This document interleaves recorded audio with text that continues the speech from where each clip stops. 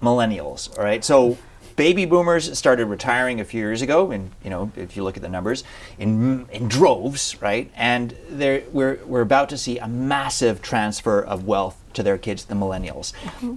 Are they as spoiled and overeducated and entitled as maybe we fear, or do they care about these issues? Is this going to change equity investment? Oh my God, they are not those things. In fact, I would argue, if you have to make generalizations, millennials are incredible in terms of the earnestness with which they look at investing.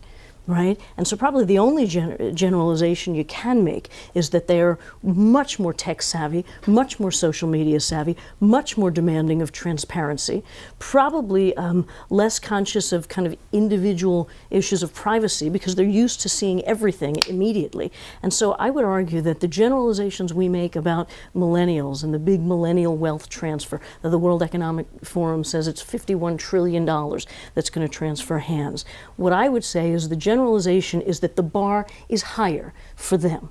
They will frankly be damned if they're going to trade off the idea of giving up competitive economic returns and also having a societal impact. They want both, and I will tell you that they have the right to ask for both. And we are, in the investment world, positioned to be able to offer both.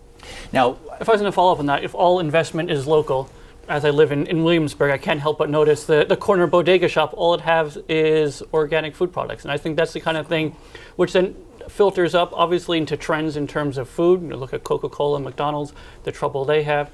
And I think that goes as well to potential values of millennials when they're looking at investing. Your corner bodega, they're looking in for that organic label. What is the label on companies that millennials are going to be looking for going forward? Is it, creativity? Is it entrepreneurship? Is it those kinds of qualities that they're really going to invest in, right?